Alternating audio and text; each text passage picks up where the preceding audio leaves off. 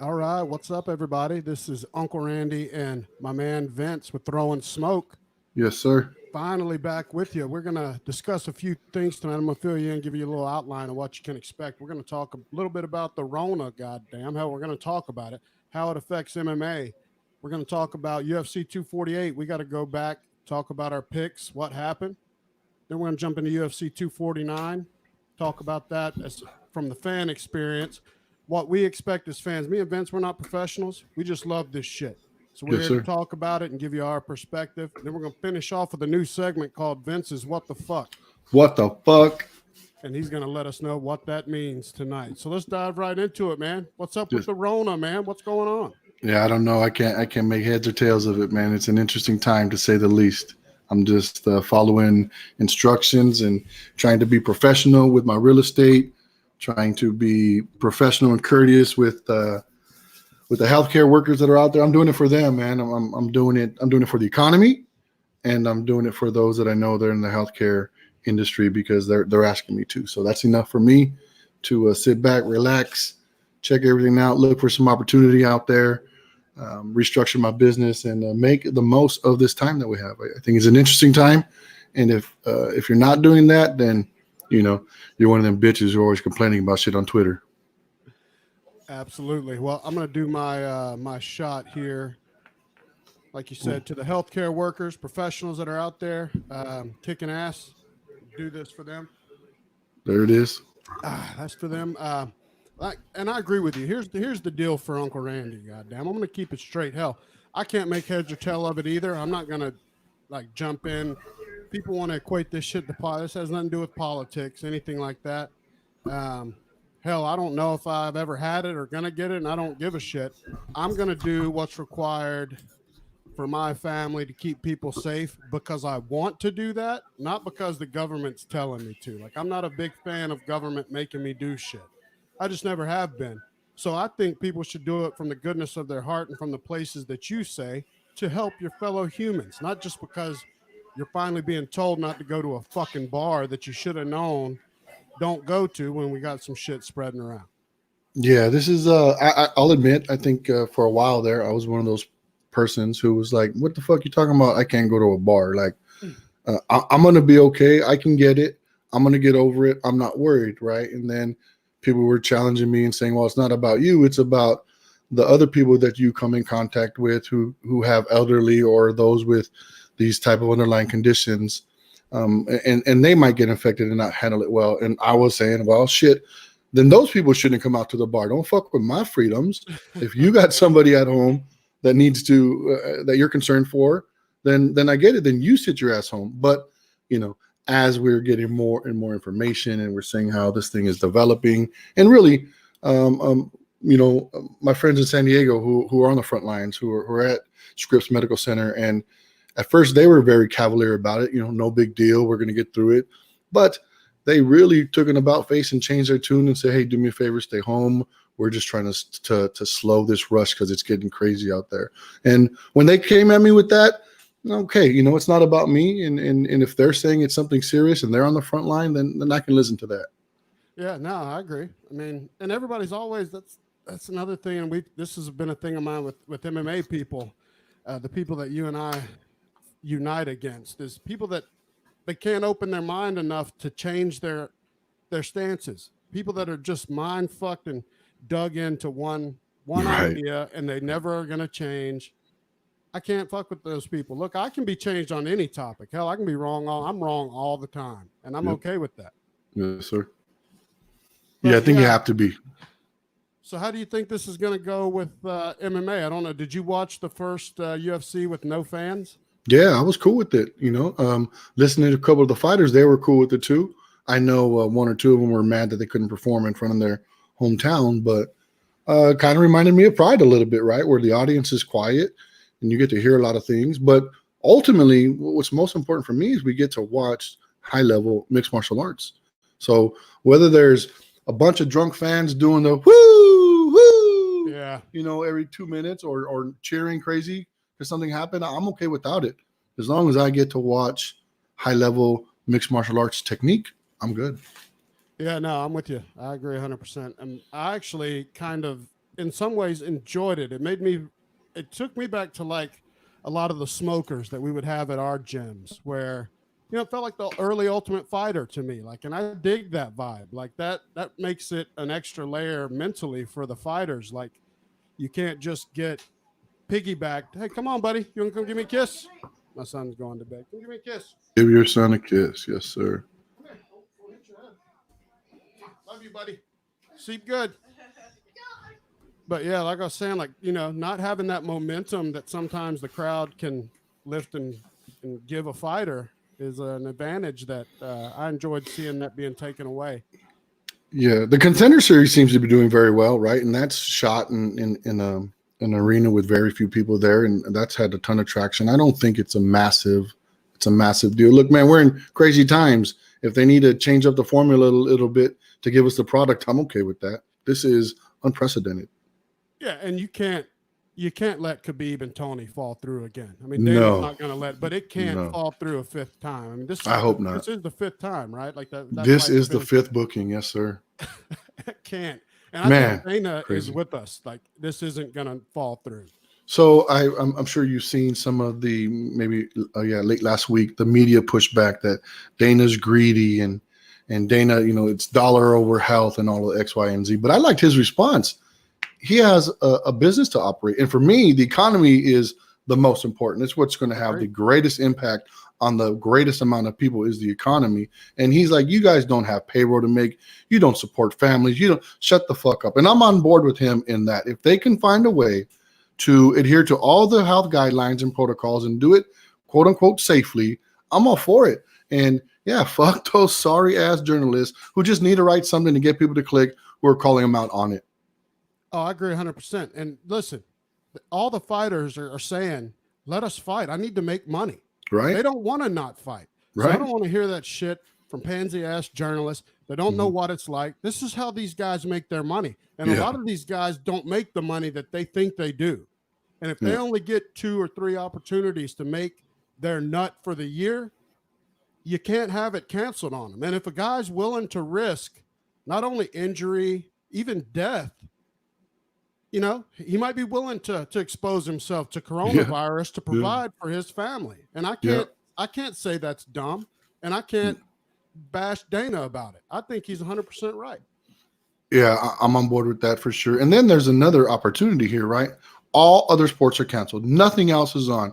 If they pull this off, think about those fighters who do fight and the exposure that they'll get. Yes. It's another reason. Like, all eyes are on one live event, whether they like fighting or not. A lot more people are going to tune in, especially if it's on ESPN or maybe the Plus, whatever. Yeah. But a lot more people, the opportunity to be seen by a lot more people and to develop your brand and build your future. It's all there. And so there's a little coronavirus scare. You'll be okay. Yeah, no, I mean, shit.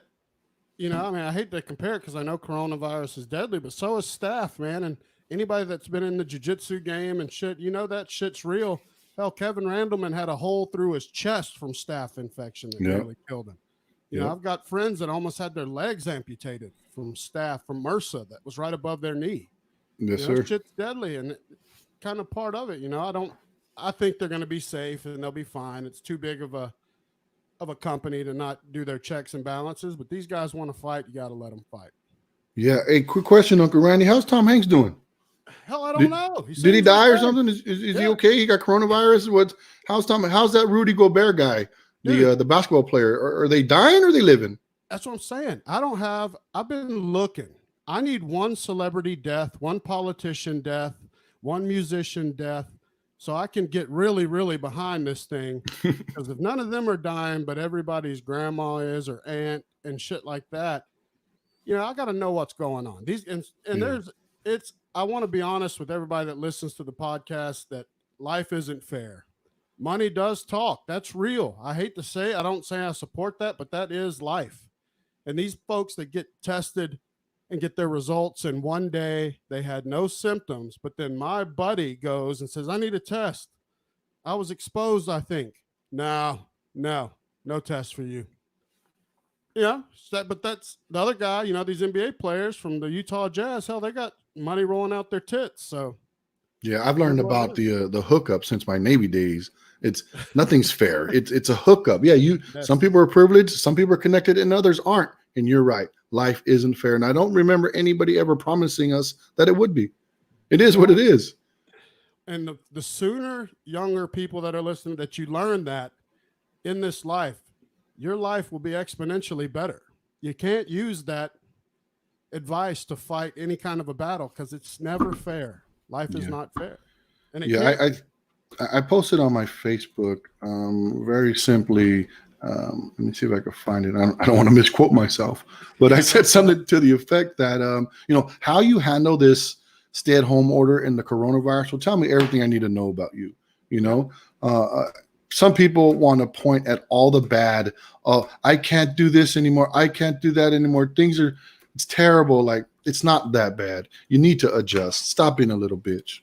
Oh, for sure. I mean, if you can't find something good in staying at home with your, if you're married with your spouse, if you're that miserable, hell, your marriage is probably in the shitter in the first place. And that happens. Hell, half of them end. Hell, I've been fine. I've said me and my wife talked about it at night. Hell, we're very lucky and blessed that this has been it's fucking easy for us. I mean, the only thing I hate is not being able to go to my gym and I can't Right. go. And that's Right. fine. I have to lift weights here. Right. You figure out a way. I mean, shit, it'll be all right. Everything will be fine. But people are putting undue anxiety on themselves Right. because of, and it drives me nuts about our fucking media. But man, they love to make people scared. And I'm convinced they want to be scared. I was just going to say that, Uncle Randy. I think people want to be scared. People are always looking for something to be anxious about, triggered by. Weird. Fucking, it's like, stop it, man. Like, for real. Like, anytime people keep asking me about this coronavirus and I say this, I'm looking at the opportunity. I'm looking at which stocks are down, which index fund can I jump in? This is Yeah, when people for sure. really level up. Is we've been looking for this opportunity. I've been waiting for it. When is the market, quote unquote, going to crash? When are Yep. stocks going to come down? When are real estate prices going to come down? When are these opportunities going to happen? And holy shit, if we're not right in the middle of it. So if you're not using this time at home that you have because the government's told you to sit the fuck down, if you can't figure out somewhere to put your money in this time, if you can't figure out something to build, some DIY project around the house to do, then that's just on you, man. I don't know what to tell you. I see opportunity right now. I do too, man. Dude, I look every day. I mean, people just look at Ford. Look at what you can buy in. Like, you need to pay attention to that shit. If you're managing your money, there's a thing people do that are wealthy or well off, and that's they look for opportunities, just like Vince just said. And if you're not, I mean, you're just missing the boat. You can't really gripe. Hell, we've all got the internet at our access, so much information. There's no excuse not to do anything. No excuse. Yes, I'm with sir. you. Well, shit. Well, No. let's jump to UFC 248. Let's talk about our picks here. And the way that I did the Mm. math, I think that we both went 1, 2, 3, 4. I think we both went 4-1. Oh shit. You took me and you both changed at the last minute on the Yep. Joanna fight. Yep. I had Joanna and I went to Wheelie. You left Wheelie, went to Joanna. Yep. And the only reason I'm bringing that fight up first, because in my opinion, it's one of my favorite fights I've ever seen. Well, I Male, know you were going to female, start with that main event. That's for sure. no, but that No, was a don't start great that shit. scrap. Those two ladies, there was no loser really to me. Yeah, they got down. Dude, Joanna's forehead. How about that? How about You that? know, I saw Hasim Rahman when that happened way Oh, back in I the did day. too. Fuck, Yeah, that he had hematoma was that. nasty, bro. That's why I learned the word hematoma. Yeah, Hematoma. Like, everybody fuck. did. Man, I never knew that word before, but I was saying it right away when I saw you on the same thing. Like, it's the hematoma. Man, crazy, crazy. It's a sensitive area, and unfortunate for her. I think that might have cost her the fight. I thought she won the fight. I don't have the scorecard in front of me. I Yeah, was scoring it round by round. I know I had 3-2 for her. I just thought she was doing the more volume, the more work. But that judging criteria, it talks about visible damage, and there's no disputing that visible no. damage. Even though it's 3 punches maybe in total that landed there, just the visible damage is so tremendous. I don't think anybody can give a close round to Wei Li, otherwise. Yeah, no, I'm fine. I would have been fine with it if they'd have called it. Yeah, it was that close to me when I was scoring it. I wouldn't have been mad either way. Like I said, I don't think there's a real loser. They fought, man. and then you see the two guys come out after and Mm, throw up a turd burglar like that. It really chapped my ass, and not mm. really chapped my ass as in like I blame the fighters. It chapped my ass. I'm trying to speak from the fan side. So me and you both, like, it's weird because we can at times I find myself talking out of the side where, I trained for years, jujitsu, you do jujitsu, so I get lost in the middle. I'm trying to speak as the fan. That fight was very disappointing. But following, had I been watching those two women throw down in the back and then having to come out, I'd have been like, fuck, boy, that's hard to top. They beat each other's asses from start to finish. Yeah, it was a great fight. I replayed it here at the house when I had the family over for pizza last week, and letting them know. I think we all have a recency bias and short term memory, Yeah. where after a fight happens, it's the greatest ever. But I think there's some value in what they're saying with this fight. Like, these are two of the closest matched, highest caliber female champion, prior champion, one who'd been on, defended her belt 5 times. This is as far as MMA has progressed already, and they demonstrated that. So, yeah, I believe it might have been. It's up there. I know Holly Holm versus Misha Tate was a great fight. Great I, fight. I really like. There are others as well, but that was a fucking amazing fight. Such heart, will, technique. Yeah, I'm a fan of both of them. You have to run it back. You think so? Not immediately. I'm just principally. I'm not necessarily a fan of the immediate run it back. I like the boxing model where the fighters would go and fight another fight somewhere else. Maybe I know they do more tune-ups in boxing than the UFC, but they would go get another victory in there somewhere and then come back and do it again. There are in the UFC there's other people in line. You stepped up, Joanna. It was her time. She had a shot. She didn't get it. Next up, you gotta go back. You gotta let Rose get up in there or whoever else is coming up. Well, exactly right. I mean, we got Rose coming up on the next card, so we'll see how she looks. Hell, I mean, she's coming back from getting slammed on her fucking head like nobody's business. So I'm interested to see what Rose is like after she comes back. But Joanna, I think this was big for her because she's been inconsistent as of late. She showed me everything I needed to see. That she's, just a savage. Yeah, she took some hard punches, right? So okay, I remember I was a little disappointed in Joanna. Seemed to be making all kinds of excuses, but I think she backed them up because she blamed a lot of her performance on her weight cut and not having it down right. And this time she did have it down right, and she took big shots, and she was still there. So I got to give her credit. I know I was talking shit the last time where I didn't believe all of her excuses, but I think she was being honest, and I think she had a good weight cut, and she had a great performance. And going back to Rose says her neck was a little bit hurt before that fight, and actually feels better now that she's had time off. And she was whooping Andrade's ass before she got spiked on the head. So I'm taking Rose to whoop Weili's ass. I think Rose is just the best one. Yeah, when she's right. What I love about Rose is she's honest about the mental side of it. When she's not feeling it, like she's straight up, she's a pretty open book. Yeah. And I dig that about her. So I'm hoping. Yeah. And damn, she is such a hottie. Even if she shaves her head, it's so weird, but she can pull off the shaved head. It's very strange. Takes a special woman to be able to pull off the shaved head. No but shit. she's a badass.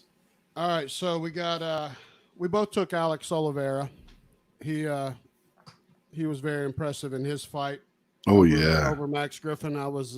I expected that. He is just when Cowboy is on, and we're talking about the original Cowboy, Oliveira, that son of a bitch is a real cowboy. He rides bulls for real, all the bullshit. He is a straight up cowboy. And he was great. And I love the moment. I don't know if you saw it after the fight where he went out and signed I think it was his hat or a feather. He took the feather out of his hat and put it in Cowboy Cerrone's, who was in the really? stand. Oh, really? I didn't see that. Yeah, I missed that. Dope. I missed that. Yeah, so were you impressed by Oliveira? I don't remember. I thought, I don't remember. It doesn't stand out to me. I know that I thought Max was going to do more, but I don't remember the details of the fight enough where it left an impression on me. to be honest. Yeah, he didn't take much damage, and he usually is a guy that can take a lot of damage. Um, definitely wasn't like the most thrilling fight in the world, but we both took Oliveira, so we'll both count that one in. Next one was Magny. Mm. Like I figured, his he just has cardio for days, and he needed a win. I told you, I said I thought his UFC career was on the line, that he would be cut if he didn't win that fight, and he came So through with another decision. I think maybe check your picks. I think I went with Lee. I think I thought he was coming up. He was on a roll and he was going to pull it out. So I think I got that one wrong. Hang on, you might because I've met Neil before and he's always kind of like fluttered. What's the word? He's kind of fucked up. Yeah, flustered. He kind of fucked up when he was on the win streak. He's always won and lost, and just kind of missed that big show. And I thought I took Lee. Yeah, see, I did take Lee. Right, I thought Lee disappointed me because he kind of petered himself out. All right, so that is true. So Vince right now is 3-2. Uncle Randy's 4-1. So I am in the lead. Oh shit. Okay. What about Dariush? Did you get anything from his fight? Yeah, man. He looked great, right? No, he looked great. Yeah, he got cracked. And then he responded when he knows, in a way that he knows he shouldn't, but it worked out for him. So that's a little scary, right? Because when you're battling yourself in there, when you're doing something you shouldn't be doing, but it worked out, that can be dangerous. And that was clean.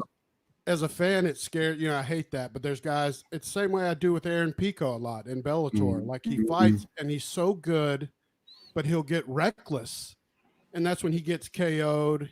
And it's where he's willing to get in a firefight where you're like, dude, you young man, just step back, shoot something, wrestle for a second. Wrestle, yeah. You're too good for this shit, and like, yeah, I know what you're saying about that moment with Dari. He is so good though, man. When he puts it all together, he's a fucking beast, dude. Straight up. Yeah, I was a fan.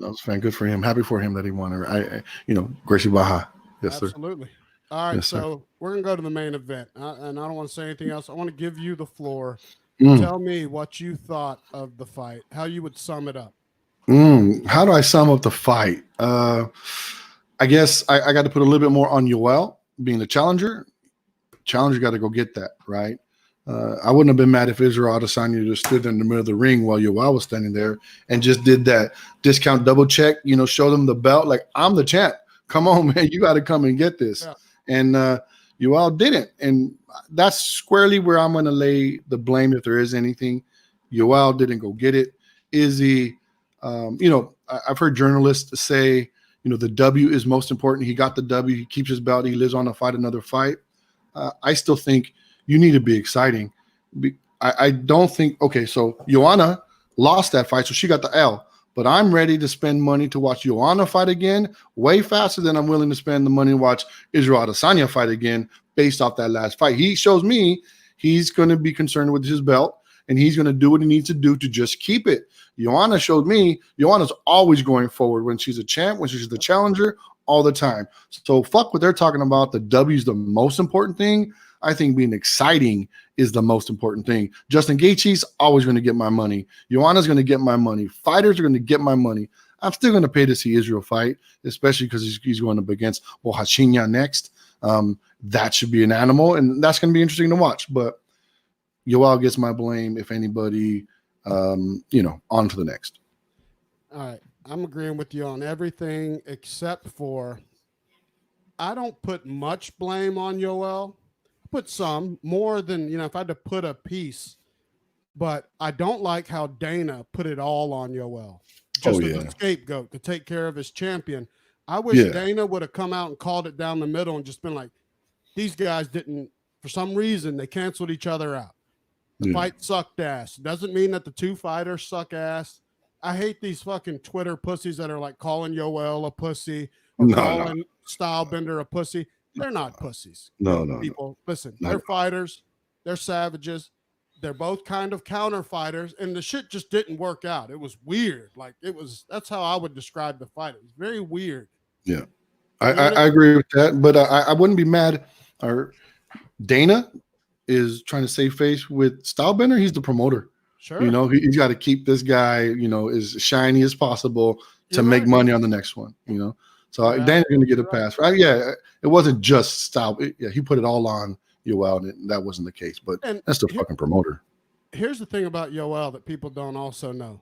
Yoel's sitting on $27 million he won in that settlement against that pharmaceutical company with the tainted supplements. Mhm. He's one of the more richer fighters in the UFC. He's sitting on piles of cash. He's I, dis- 42 years old. I don't think so. Is he? Yeah. My understanding is he didn't get any of that money, and very little, if he got No. anything already, because that company just went belly up. Right? Claim bankruptcy. They don't have that money to pay him and keep going. I don't think he's got much, if any, money from that deal. I thought that he actually got it all paid to him like during the shit. camp of this fight. I mean, I Let- could be wrong. I want to Let's research that. Let's research that and come back to that one on the next podcast. I don't think so, but I could be wrong. Yeah, I mean, I could be too. Absolutely. I want to look into that. That's important to know. But either way, he's a 42-year-old beast of a man. And what I don't like about it as a fan watching Yoel is all that explosiveness that doesn't get used. And he's just sitting back. He threw a couple of like explosive knees at Stylebender to try to get him to engage. But when two counter fighters fight, it just bores the fuck out of me. They're just both waiting and waiting. And yeah, I didn't expect Yoel to counter fight. I thought he was going to explode in bunches more often. yeah. But he was waiting. And, you know, I think we were set up for the fight to play out the way that it did after the first round. After a couple of minutes of non-action, when Israel might have felt the pressure to make something happen, tried, and then you all thumped him. You all thumped him with that one. I think from there on, he's like, you know what? He sure as fuck did. You absolutely nailed it. Stylebender tasted one and was like, fuck no. Nah, I'm cool with this. Yeah, no, I'm straight. I don't want another one of those motherfuckers. Yes, sir. Yes, sir.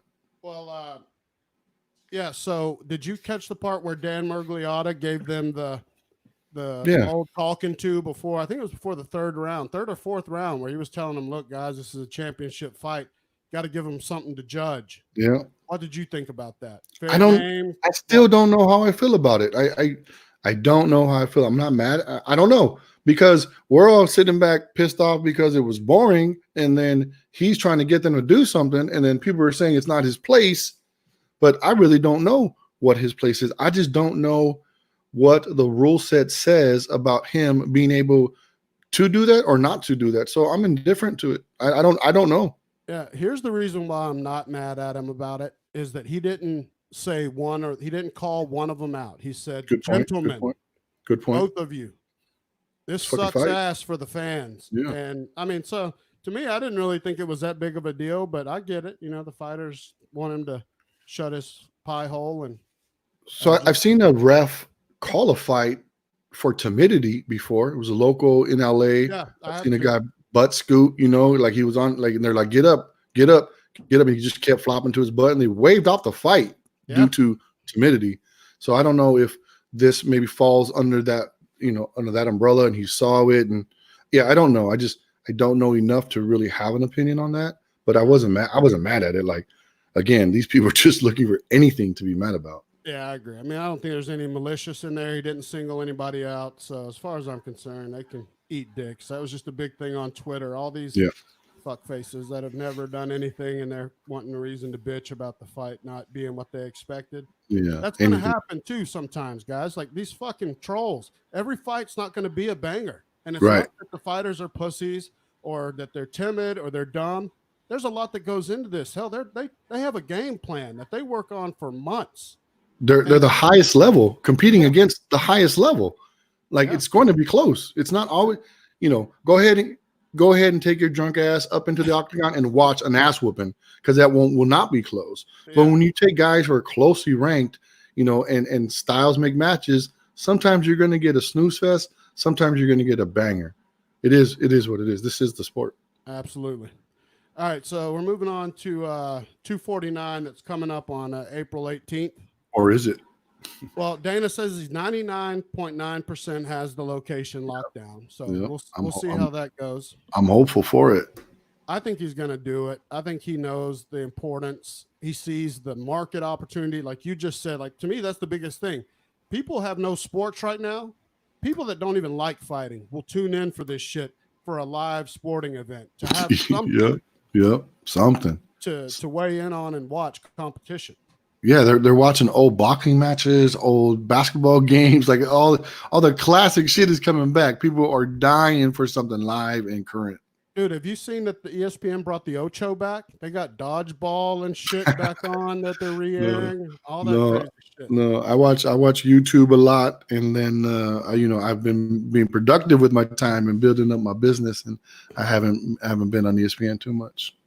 Yeah, and I hate to sidetrack from that, but I've seen that with you, and we talk about how people can find you in your area about real estate and questions. But I want to say this, even though it's off topic a little bit.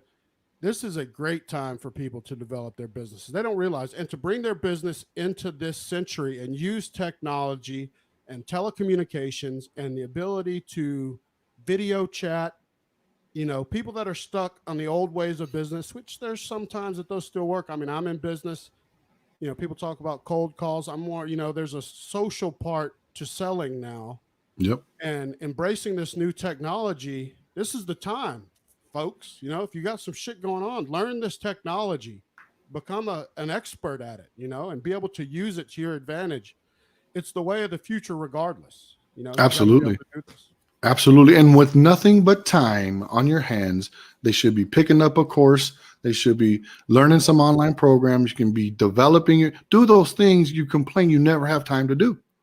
People are Absolutely. always, I don't have time for that. Well, fucking A, guess what? Right now, you got nothing but time. Well, that's why I did my last Uncle Randy video was a shout out to the moms that are also being the homeschool teachers right Yes, sir. now, Yes, sir. working from home. They're being savages. So husbands that aren't picking up the ball and doing all the shit hey honey, I'll do that when I get time. You better be checking that list off. Can't be a lazy fuck when mama's carrying the ball, goddamn. This is just for the married folks. Yeah, I got to keep my mouth shut here because at 44 years old, I'm still single, never married, no kids, no stress, no drama. And, I really say I'm only as old as the girl I'm fucking. And There you go. so I'm 20, I'm 26. I'm happy. I'm healthy. I'm good. I can't advise anybody on marriages and relationships on what they should be doing at home. Well, see, that's my expertise. That's what me and the wife have the Married as Fuck podcast for. That's all we do. Talk about relationships. We both have been divorced in the past, and now we're champions. We can teach you how to make your marriage work. Goddamn hell, you can look Nice. for us on our podcast. But I wanted to give a shout out to you, Vince. Your pizza game is top of the line. Goddamn, people Nice. need to follow you on Instagram and check out your fucking pizza. Um, It makes me hungry. Oh, I'm working on it. Tonight, out of the podcast, I got my goddaughter, my niece coming through, learning how to make dough from scratch as well, so they can make pizza at home. And then even, I've been making fresh loaves of bread in the morning, French rolls and bread loaves. And man, fresh is great. Fresh is great. And I'm nothing special in the kitchen, but with YouTube, we're talking about technology again.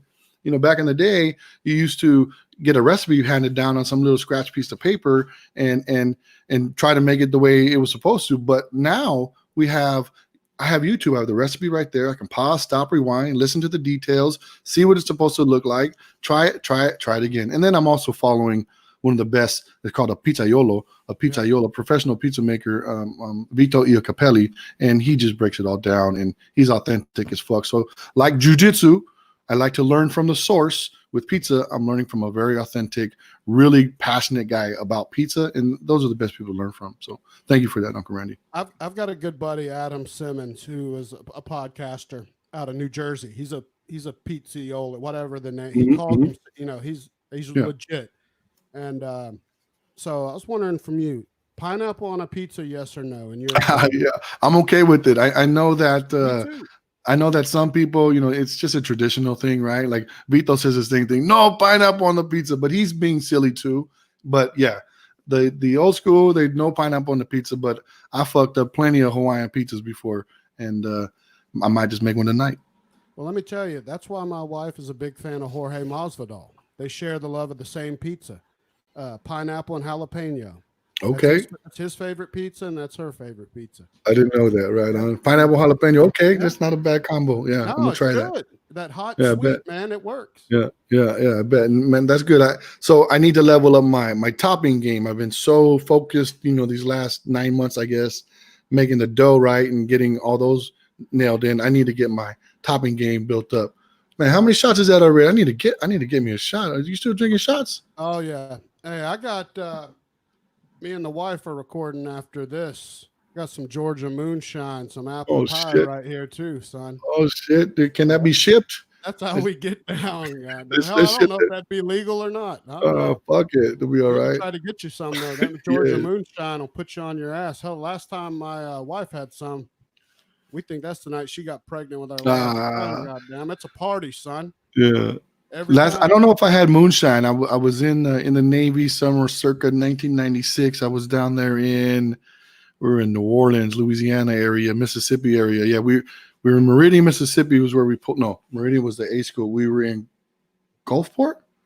Where Yeah, the fuck did we pull yeah, in? Gulfport, where the shipyards were. Anyway, we got to run around the south, and we stumbled into this bar, and they had cherries soaked in 151, yes, and sir. holy shit, like we got drunk off of cherries. Oh yeah, it'll put you on your ass. Goddamn, that's Where's 151 in comparison to what you're drinking there? yeah, it's about the same. It's strong. Ooh, That's it's about gas. that's about right. It's almost Everclear. Yeah, Everclear. exactly. Everclear, you could put it in your car and run your motor for a little bit, Yeah, clean your toilets, whatever. yeah. You guys don't fuck around in the South, huh? No, hell no. And part Yeah. of our show on Married AF is we do a shot before it starts, and I try to Okay, give my wife the worst, strongest shot just to get her reaction. It's kind of that's part of what right. we've always done. So I'm gonna she's a check it champ. out. But so on UFC 249, I'm gonna start on the only fight on the prelim I'm really interested in is Uriah Hall and Jacare. What do you think of Okay. that matchup? I like that matchup. Yeah.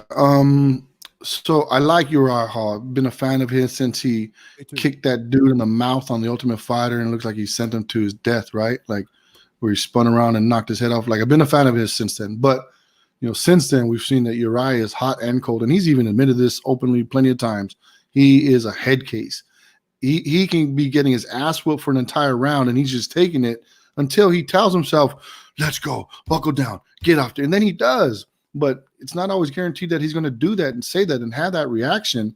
And so I can never put my money on Uriah Hall in a fight. If we're making picks right now, I got to go with Jacare. It is so hard with Uriah. I've said this since the Ultimate Fighter as well. I think he's the most dynamic. He has more tools, or as many as John Jones. As many. I mean, he's as good when he's good. He's badass. Anybody on earth, but when he doesn't kick it into gear or whatever he says, where he's not right, he can get beat by guys that shouldn't beat him, which is the hard Yeah, part of what you're saying, to put money on him. I totally get what you're saying, but I'm taking Uriah. I just got a feeling. cool.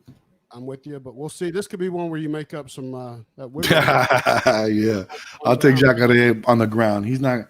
I don't think he shouldn't be standing in front of. He shouldn't be standing in front of him. He's going to get fucked up if he does. He needs to get in on a clinch and a takedown, and then it's over. God, Jacare, is there another guy that's been an eternal contender for a belt? I mean, he's always in contention for a belt. That dude's He's a threat, right? always. He's a crazy threat. And as soon as he stops falling in love with punching and get back down to what he's the best at, then he'll win. He gets Uriah to the floor. It's over. What is that? What do you think that is? Guys that are Oh, jiu-jitsu aces, and do you think it's that they did it so much, and then they get the taste of something new, throwing those hands, that they just don't want to go back to what they've done for 20 years? there's nothing like knocking somebody out. There's nothing like just cracking somebody and they get shut off and you walk away. There's nothing beats a knockout. Yeah, you can crack somebody. You can hyperextend somebody's elbow, choke somebody to sleep. Nothing feels better than cracking a man in the mouth and him dropping. And I think that's and the way the fans react to it. Mm-hmm. It's a drug. God, man, I don't know, man. And I guess it's just because I've trained it. I love the jiu-jitsu game of watching it. Like it's it's one of my favorite things. I mean, I love a knockout as much as anybody, but I also enjoy those guys that are just magicians with their Oh transition. yeah. Oh yeah. Uh, can find a submission out of nowhere and Oh fucking yeah. make it I'd happen. still rather knock somebody out than choke them out. Well, so this brings me to another thing. Got to backtrack a little bit. What'd you think about old Kevin Lee's fight that he Yeah, just I think lost? yeah he was fucked up ahead of time, right? Because he didn't make weight. So he messed like George Masvidal said he fucked up there. Bitch move number one, and then whatever complications he was having for making weight, I feel like carried over into the fight because he didn't have a gas tank the second half of the fight, and he was getting pieced up. He was losing that fight for sure. Yeah, he was. Well, so what'd you think about the tap and then wrestle? I think he was out. I think Jorge went a little hard on him with that. I've been choked out, and you're in a fucking dreamland in between going out and right after you come back. When you come back, you don't have all your wits about you. No, You don't have your wits about you. Yeah, I've done. Yeah, for sure. I remember one time I almost passed out in the sauna, and I woke up slumped over with my hand touching some dude's stomach. Like I didn't know how I got there. I was like, "What the fuck?" But I passed out a little bit, and so I give him a pass on that. He's not a bad guy. no, but I do remember. I've been choked out as well in class in jujitsu, wrestling a new guy that was cock strong as hell. Diesel choked me out with like a playground, not even really a bulldog choke. It was almost more of like a, I don't know. It's just like when you're a kid, like just one of those weird. Just has to chokes. work. Just has to And work. and I was trying to fight the hands right and get the boom gone. And I remember coming to, and my coach talking to me, trying to tell me that I was out, and all I could hear was like wow wow Yeah, wow, yeah, as you're trying to come to. So I'm with you. I said the same thing. I know Rogan and well, no, Shab also went hard on Lee and was like, "Oh, that's a bullshit move, trying to wrestle after he tapped." I said, I don't think he even knew he tapped. Like it was probably as he was going out. And then hell, next thing he knows, he's still on a guy and he's just trying to get on him, smother yeah, him. yeah. I don't respond to anything Brendan Schaub has to say. I think he's another dipshit. So fuck, I could not care any less about what Brendan Schaub has What to hell? say. He's a fucking clown face. He's not funny. He's funny when he doesn't mean to be, and he's not funny on stage. Never That's for funny on sure. stage. I've He's said not that. funny on stage. And he's I he, just can't respect the how he got the hookup into comedy. I'll just never be able to buy it, like, and when yeah. he's hanging out with Rogan and Callan and all these real comedians, I'm like, fuck, man. Well, he And said all, he wanted to be. I've heard him say he wanted to be a comedian way before he was a fighter, and so because of his success in fighting and his relationship with Joe, man, he got the in. He got the in. Him and Brian Callen, like, good for him and all his success. I'm never shitting on anybody's success. Happy for that, but I just don't put any value into anything he has to say. no, and I just don't see how he's so bad about what he says about fighters and shit, being that he was such a competitive, high level fighter. And then now, like some of the stuff he says about fighters is some shit that Twitter trolls say. Like it Yeah. kills. I don't get it. But I think we need to consider his position, and he needs clicks, he needs likes, you have to be shocking, right? Like everything these guys do is calculated, and so he knows what he's doing. Having an opinion, whether it's a popular one or not, you have to have one in their industry, and I just think that that's what that might be. All right, fair point. All right, so then we got Jeremy Stevens and Ooh, little Calvin heathen. Carr, Yeah, or Cater, whichever way you yeah, pronounce it. yeah. I can't ever go against the little heathen. And I know he's been on a little bit of a skid, but that fucker brings it every fucking time. Yeah, he's awesome to watch. I'll always watch him. Before we make our pick, let's see, this is on the 18th, right? So we'll get together before this. Yeah. I'm gonna hold back my opinion because I need to do some investigation to see how both camps are going. I don't know anything about their injuries, where they're at right now. I like Calvin Qatar. I like them both actually. Me too. I need to look at their physical attributes and different styles a little bit more before I give it an informed opinion on this one, or my choice on this one. All right. Well, I say we just do that. By the schedule, we should be back one time before the fights. We'll make our official picks then. Cool. We'll just kind of discuss them right now. And the only other, really the two big ones, you got Andrade and Rose, and then you got Khabib and Tony. Yeah, I don't see Rose and Jessica's fight going any differently than the first one, except for that slam takedown. I think Rose is just going to continue to pick her off where she left off last time. Yeah, I don't even know if Jessica gets out of the first round in this one. Yeah. And I don't remember. I remember being when that slam happened and wondering about its legality. And this is just me being honest. I don't know the Yeah, exact I thought the same thing.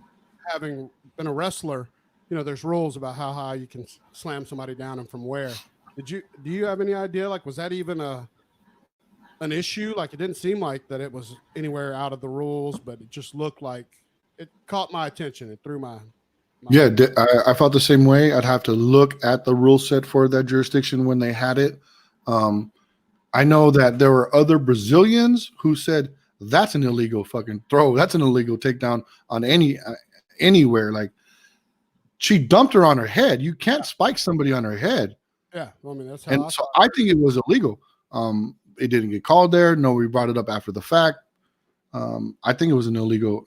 But so I guess the gray area is that Rose could have let go, and Yeah, she could have defended herself, but she chose to hold on to that. So that's her fault. And so maybe that, as it happened on the fly, maybe that had something to do with it. But that's the way I remember it. I thought it was illegal, but it might not have been illegal if Rose let go of the hold and either came off or braced herself or done whatever. So mhm. Rose was a little bit to blame for that. See, and I've always had a terrible affinity for watching those high slams because in one of our local fights that we did for Extreme Combat International, it's a little southeastern. They put on events like in Alabama, Georgia, small back in the day. And one guy was fighting. He got slammed from up high, and he was getting thrown down. So of course he posted up, blew his elbow out the other side. His arm folded Yeah, backwards, yeah, literally like the back of his hand touched his shoulder because it just yeah. rolled it back and flipped it. It was disgusting, and that always scares me too. But it's kind of like a no-win situation. You need to go flat onto your head, or try to brace up and blow your elbow out. So Or make the decision earlier to let go, right? Like they could have bailed out of the submission a long time ago. You got to get rid of it if it's not going to work out. And I don't think she's going to make that mistake again. yeah, and shout out to Pat Barry. I love that guy, man. And God bless, was there ever one of the guys that had some of the hardest looking kicks? Rose's Oh, fiance, Pat Barry, former beast in the UFC. That guy could kick. His legs are so big. It was just yeah, yeah, it's something special for sure. It's an odd pairing, him and Rose. He's a big dude. She's a little girl. All right, yeah, cool. and she seems to wear the pants, which is awesome to me. Their well, relationship seems cool, like well, she got it. She got what he wants. yep. All right, and then so we got Khabib and Tony. Uh huh. This fight is to me one of the most important fights. Not only has it had the natural buildup of falling out 4 or 5 times, it's also the one guy I truly think can beat Khabib. That doesn't mean I'm taking Tony. We're not going to Mm-hmm. make those picks yet. I'm still not even sure. Mm-hmm. Tony could absolutely beat Khabib, in my opinion. What do you think? So I agree with that. Tony can beat Khabib. I don't think he's the only one who can. I got my money on Justin Gaethje down the line, with the anti wrestling and just the like. Savage. Khabib's been touched before. Justin could touch him and can hurt him. But on this fight, yeah, I like Tony's cardio. I like that he does get hit a lot. He's a zombie, but if he's close and he gets hit, then he can be close enough to grapple with Khabib, and I like his chances on the ground. He's working with the the moon guy, Eddie Bravo and shit, and they always have. And that guy is crazy in a great way, thinking about things and strategizing and coming up. So I think it's got a good chance. It's going to be a great fight. I like a lot of what Tony brings to the table, except for him speaking. I'm all for it. Yeah, as long as he doesn't speak. Well, so can you recall anybody that has a more offensive guard than Tony? Because he's one of my top 5 offensive guards in history. Because he can cut you with elbows from the bottom. Anthony Pettis. He's rolling from the bottom at all times. He's going to be flipping, rolling, trying to grab a leg. Like you're never safe. And Khabib loves to be on. So it's just interesting to me that you got a guy that loves to be on top, a guy that doesn't mind being on the bottom, that's going to be trying to cut you from the bottom. Which Tony, you're going to get cut when you fight Tony. If it's a real fight, you get cut. His elbows are razors. Well, yeah, he's talking about sharpening them all the time, right? And he's going to throw them. So yeah, it's a I'm excited for it. I hope Dana pulls it off. I don't know who's I couldn't tell you now or before we need to make our picks who's going to win, but I'll come up with something. Well, has Khabib ever even been cut? I don't remember him ever even being cut in a fight or seeing him bleed his own blood, and I feel like it's going to be very Ivan Drago-ish when he gets cut for the first time. Where he's like, "Holy shit." So when Khabib takes people down and smashing them, he doesn't take them down like Tito Ortiz and smash them from the guard. He's always taking them down from like the back, and he's trapping their wrists, and he's beating the shit out of them from the back, where there's not a lot of opportunity for elbows there. So it's not just Tony flat on his. That's not generally where he does his best work. He's got you from the back, and he's fucking you up, he's beating on your ears and shit. Yeah. Like, which is terrible. Anybody that thinks getting hit in the ear doesn't hurt, you're full of shit. Getting hit in the ears sucks ass. Yeah, let me hit you in the ear. Yeah, I know. People are like, "Oh, those aren't glancing blow." I'm like, "That's hitting him square in the ear hole. That hurts like a motherfucker." I don't want anybody hitting me in the face, the nose, the ear, anywhere. Like it all hurts. Shut up. And they don't give enough respect, like guys when they block a high kick. That hurts so bad on your arm. They think that that's a nothing. Oh, he blocked it. Forrest Griffin got his forearm snapped blocking a head kick. His forearm is still crooked. Yeah. Like that shit hurts very bad. Everything these guys do is painful. Everything. You gotta give them props. That's why I'm never gonna go like negative on a fighter and call him a pussy or anything like that, because I mean everything hurts. They're fucking beasts. But here's what I think about Khabib, because you're absolutely right. He'll ride you from behind, drag you down, lay on your back, beat on your ears and shit like over and over, and just make it to where even as a fan, I remember when he was fighting Michael Johnson and I was begging Michael Johnson to quit. I was like, dude, please just quit. And Khabib even said, give up, please give up. I don't want to hurt you anymore. Yeah. But Tony's going to roll from that position. I think. I mean, we'll have to see if he can, right? Listening to Dustin Poirier on the UFC podcast just released today.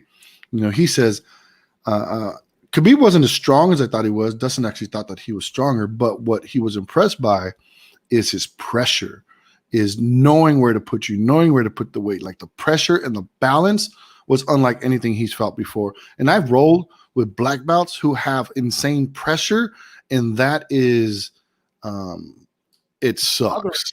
It fucking sucks. It really discourages you.